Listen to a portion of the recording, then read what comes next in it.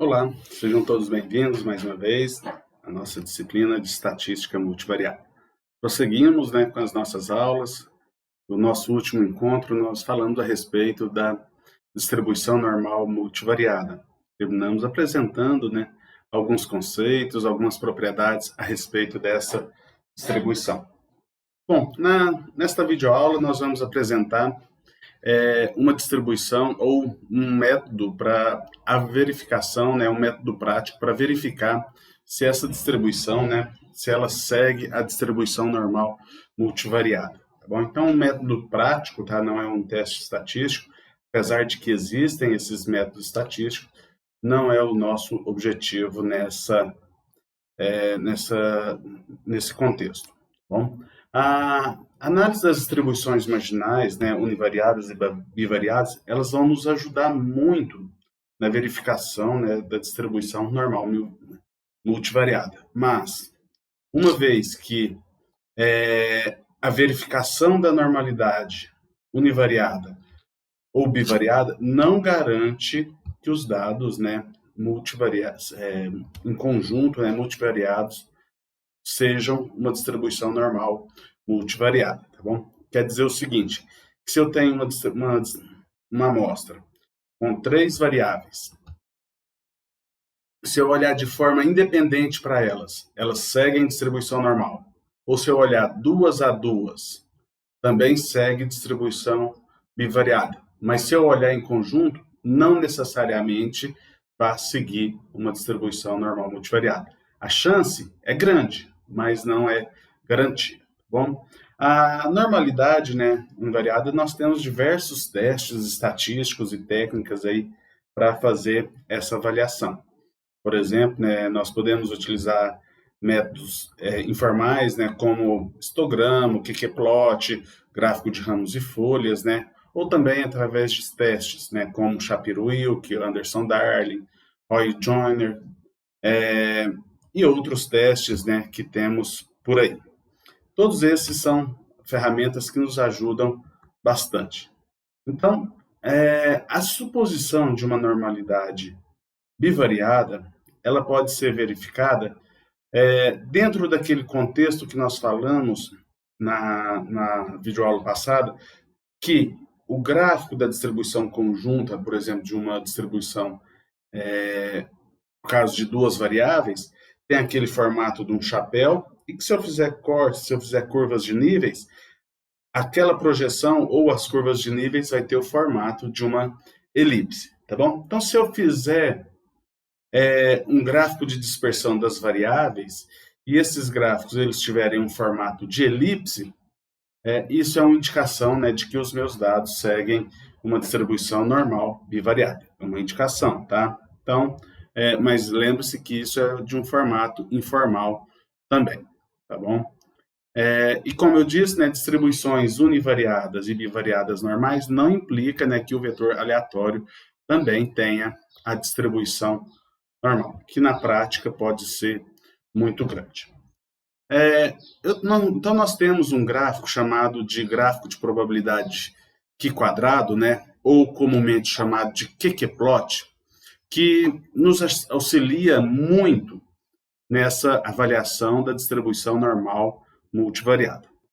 Bom, então suponha que você tem uma amostra grande, e um N relativamente grande, Então, com essa amostra, nós podemos calcular a distância de Mahalanobis, ao quadrado de cada uma das variáveis que nós tínhamos para cada ponto de observação que nós temos. Então, supõe-se e consegue-se mostrar, que essas distâncias de Mahalanobis ao quadrado têm aproximadamente uma distribuição Q-quadrado com P graus de liberdade. Lembra quem que é o P? É a quantidade de variáveis que nós temos. Tá bom? Então, a distância de Mahalanobis ao quadrado vai ser a distância de cada vetor observado até o vetor médio transposto, vezes a inversa da matriz de variância e covariância, pós-multiplicado pela mesma padronização, o vetor de variáveis observado menos o vetor de média. Esse vetor de média é a média amostral, tá bom? Calculado do jeito normal para cada variável. E aqui, né, a matriz de variância e covariância amostral, né, também. Portanto, né, eu posso comparar esses valores, essas distâncias, né, com as respectivas ordenadas, né, dos percentis da distribuição Q quadrado, que dá origem, né, ao gráfico QQ-plot. Então, a ideia é fazer esse procedimento. Então, como que ficaria, né, a construção desse nosso gráfico, tá bom? Então, pensando, né, nesse procedimento que nós temos aí. Muito bem. Os passos para nós construirmos o QQ-plot, né? Primeira coisa, nós vamos calcular as distâncias de cada observação que nós temos. Depois que nós calcularmos as distâncias, nós vamos pegar essas distâncias e ordená-las em ordem crescente, primeira, segunda, até a última distância. E então nós vamos pegar essas distâncias ordenadas e plotar com o valor da distribuição Q quadrado que nós queremos encontrar. Aonde que esse valor Q se refere ao percentil da distribuição Q quadrado com P graus de liberdade, de tal forma que a probabilidade abaixo desse valor que nós queremos encontrar seja J menos meio sobre N, tá bom? Então, para minha menor observação, meu J vale 1, menos meio dividido por N. E assim por diante, né? Qual que é o valor daqui quadrado? Tal que a probabilidade abaixo desse valor que eu quero encontrar seja essa probabilidade, tá, ok? Então, esse gráfico, se ele estiver próximo de uma reta, ele vai indicar uma distribuição normal multivariada. Já se eu tiver formatos diferentes próximo de uma reta, né, vai nos indicar a falta de normalidade. Outra utilidade muito importante que esse gráfico é a possível identificação de outliers, tá bom? Outliers normais, multivariados. Você vai olhar para aquele valor ou valores, né, que estão muito distantes da linha, né, e você tem indicação ali de possíveis outliers em relação a eles, tá bom? Então, essa é a ideia. Então, só para nós pensarmos um pouquinho, né, a seguir são representadas notas de 25 alunos, dividido em 3 provas, e do qual 19 estudantes, né, participaram, né, de uma disciplina. Então, nós temos aí as notas, né, dos 19 estudantes, primeira prova, segunda prova, terceira prova, qual que é a média e o desvio padrão de cada, tá bom? Então, baseado nesses dados, nós podemos construir o vetor de média, tá? Média da primeira variável, da segunda prova, a média da terceira prova.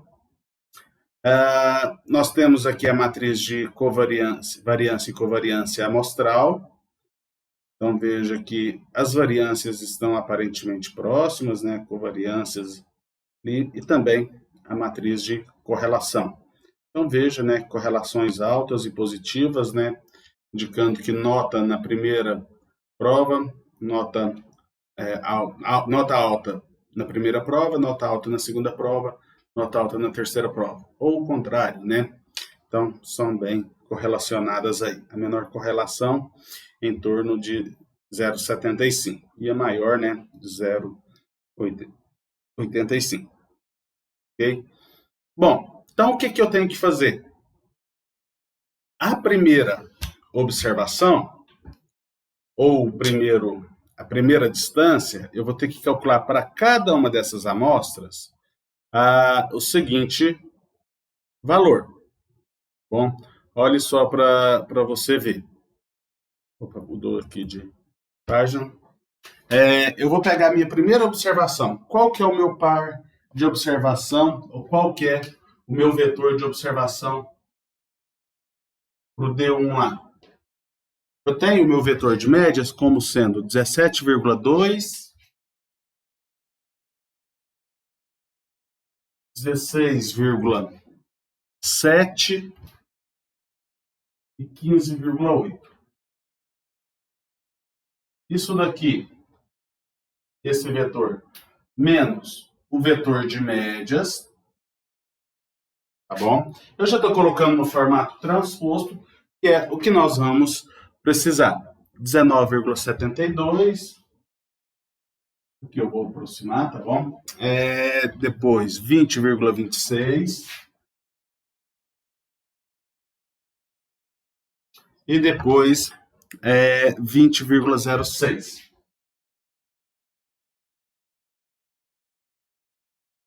Vou pegar essa matriz de covariância amostral, tá bom? Vou calcular a inversa dela. Então, aqui eu vou ter um vetor transposto, vezes a inversa daquela matriz, vezes, não vou colocar no mesmo formato, vezes também a x1, que é a primeira observação, menos x barra. Tá bom? Aqui eu vou ter um vetor coluna. Então, eu tenho um vetor linha de 3 elementos, vezes essa inversa dessa matriz, que é 3 por 3, vezes um vetor, essa diferença de vetor, que é 3 por 1. Então, eu vou chegar num valor. Quando fizermos essa multiplicação matricial e fizermos essas contas, vamos chegar num valor de aproximadamente aí de 2,92, tá bom? E aí assim nós fazemos, né, para todos os outros valores, né, para todos os outros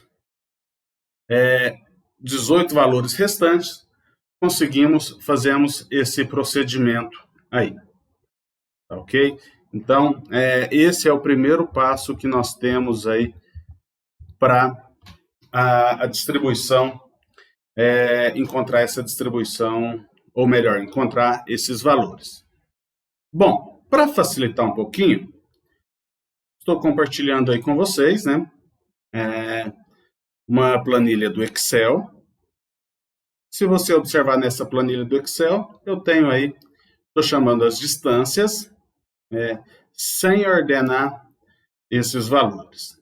Bom, ó, então para a primeira foi 2,92, que é essa da lousa que nós acabamos de fazer, e para as outras 18 distâncias que nós tínhamos aí.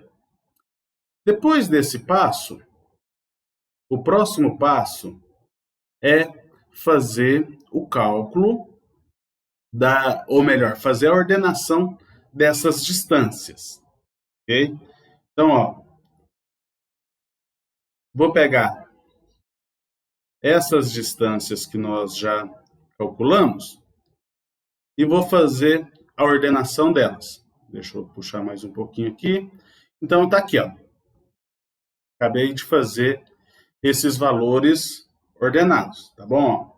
Então, desses aqui, qual que é o meu menor valor? 0,7155, aqui. Depois, 1,15. Desculpa, 1,15, está aqui. Depois, 1,4. Cadê 1,4? Está aqui. E assim por diante, eu vou fazendo todas as outras distribuições. Tá bom? Para você lembrar, depois que nós fizemos essas ordenações, nós temos que fazer o quê? Temos que encontrar essas probabilidades aqui para depois nós olharmos nas distribuições. Ou seja, eu vou pegar para cada índice que nós temos lá nesse aqui, para cada um desses valores, e vou fazer aquela quantidade. Ó. Então, vou fazer 1 menos meio dividido pela quantidade de observação, 19. Dá esse valor aqui. 2 menos meio dividido por 19. Dá esse outro valor aqui. E assim por diante, nós temos os percentis. Tá bom? Uma vez calculados os percentis, eu tenho que olhar, então, qual que é a distribuição Q quadrado, tá bom? Desse valor aqui, qual que é o valor da Q quadrado?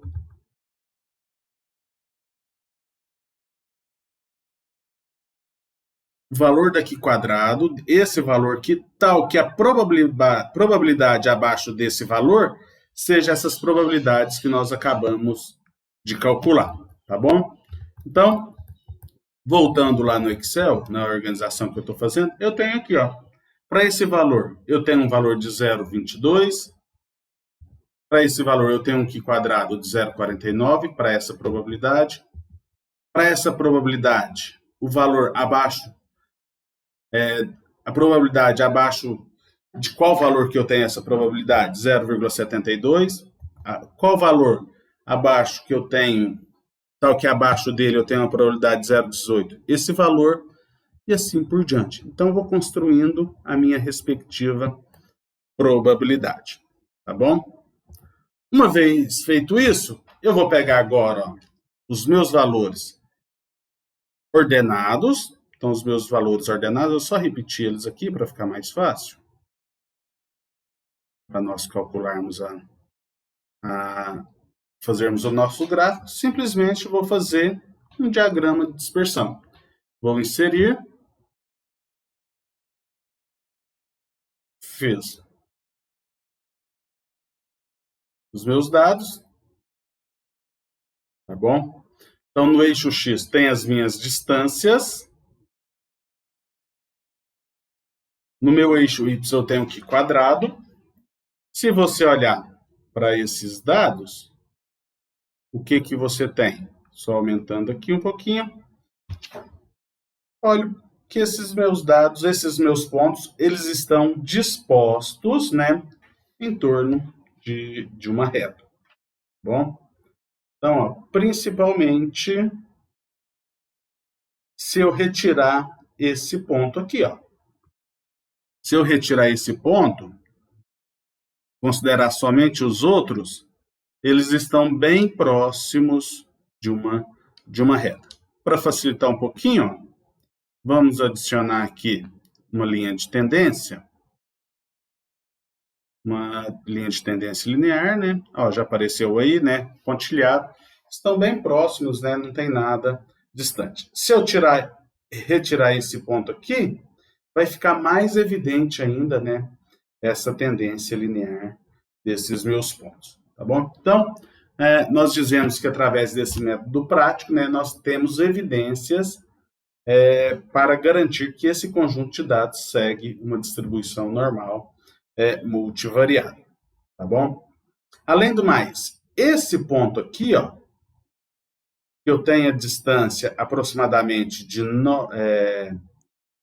5,28, tá bom? 5,28, nós temos evidências de que esse valor seja um valor outlier, muito discrepante dos demais, tá bom? Então, se eu olhar para esse valor, é a maior distância que eu tenho, ó, equivale ao valor 5,28, distância 5,28, 5,28, então, um possível outlier. 5,28, se eu procurar aqui, ó, 5,23, 5,28, é a observação 11. Vamos voltar lá no nosso banco de dados. Observação 11. Ó, é um indivíduo que ele teve, na primeira prova, 22,6, acima da média da primeira prova. 20,2, um pouco abaixo da média da segunda prova. Na terceira prova, 23,6, acima da segunda prova. Então, é um indivíduo que foi bem na primeira, na segunda prova ficou abaixo da média, um pouquinho abaixo da média. Na terceira prova, ele voltou a subir. Bom, se eu olhar para outros valores, né? Por exemplo, se eu pensar no indivíduo de posição 7, ele também tem uma distância de 5,23. O indivíduo, deixa eu só confirmar aqui, o indivíduo da posição 7. O indivíduo da posição 7, ó, ele foi abaixo da média na primeira, acima da média na segunda, 23, e ele foi acima da média na terceira. Então, ó, ele estava lá embaixo, deu uma subida, subiu de novo. Então, esse indivíduo ele não é considerado um outlier, tá bom? Então, se eu voltar lá no Excel, ó, esse indivíduo aí, indivíduo 7, é esse ponto aqui, ó. Ele não está muito distante, né, da tendência linear, assim como esse aqui, tá bom? Então, a distribuição, pelo conjunto da distribuição, o indivíduo 7 não é considerado como sendo um outlier, né? Mas o terceiro indivíduo é considerado como sendo um outlier, tá bom? Então, esse é o procedimento, o mecanismo, né, para fazer esse cálculo, né, ter esse qqplot, para verificar se os dados seguem uma distribuição normal multivariada ou não, ok? Bom, continuando aí, podemos fazer o cálculo, né, de teste de hipótese para uma matriz de correlação. Lembra que lá na aula passada nós falamos a respeito dos testes de hipótese para correlação? Bom, e aí nós tínhamos que fazer teste de correlação por correlação. Muitas das técnicas multivariadas, elas exigem que as variáveis sejam correlacionadas entre si de algum modo. Não que todas as variáveis, né, sejam correlacionadas, mas algumas. Por quê? Porque se elas não tiverem uma estrutura de correlação entre elas, quer dizer o quê? Que elas são independentes e eu posso fazer análise delas de forma separada. Ok? Então, suponha que você tenha um teste, um vetor aleatório, né, com p variáveis, e eu posso, então, aplicar o que nós chamamos de teste de Bartlett ou teste de esfericidade. O que esse teste ele está fazendo? Ele está testando as seguintes hipóteses. Essas aqui. Nós já vamos entrar nesse conceito das hipóteses. Mas antes, imagina o seguinte. Se eu tenho a matriz de correlação, e essa matriz de correlação, na diagonal eu tenho elementos 1, fora da diagonal eu tenho as correlações. Se acontecer dessas correlações todas forem não significativas, ou seja, estatisticamente igual a zero, o que quer dizer que essa minha matriz de correlação é? Eu tenho elementos igual a 1 na diagonal, fora da diagonal, elementos igual a zero. Ou seja, uma matriz identidade. Então, o teste de Bartlett ou teste de esfericidade está verificando isso daqui, está testando essa hipótese. Se a matriz de correlação é igual à identidade, né, ou seja, que todas as variáveis são independentes uma da outra, que a correlação entre elas é nula, contra que a matriz de correlação é diferente da identidade. Ou seja, que existe uma estrutura de correlação entre as variáveis que estão sendo analisadas. Para isso, nós vamos utilizar a estatística T, tá, para o teste Bartlett. Nessa estatística, nós dependemos do tamanho da amostra que nós temos, da quantidade de observações, do número de variáveis e dos autovalores da nossa matriz de correlação. Bom, essa é a proposta dessa matriz. Bom, então, sob a hipótese nula, né, se a hipótese H0, essa estatística T tem uma distribuição aproximadamente Q quadrado, com meio de P que multiplica P menos 1 graus de liberdade. Tá? Então, por exemplo, vamos considerar essa matriz aqui, para nós calcularmos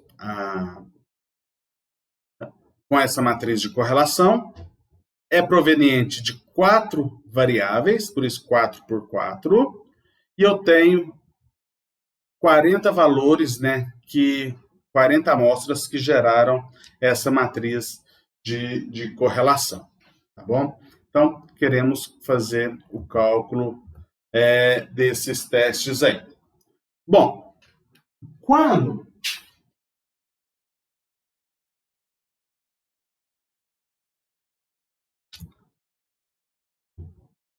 eu pego essa matriz e calculo os autovalores, não vou entrar nesse procedimento, mas se eu calcular esses valores, eu vou ter lá lambda 1 igual a 2,68,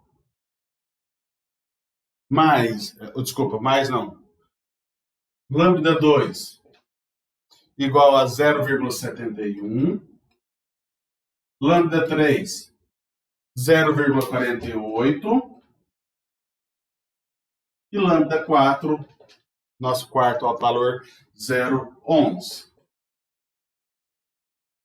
Então, a minha estatística T, ela vai ficar como sendo menos 40 menos, só colocando aqui para vocês verem, para relembrarem a expressão,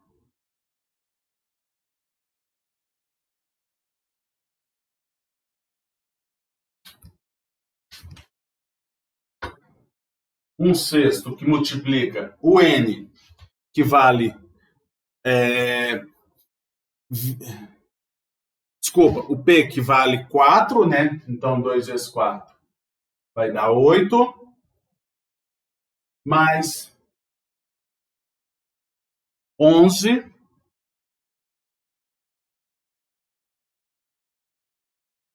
mais a soma,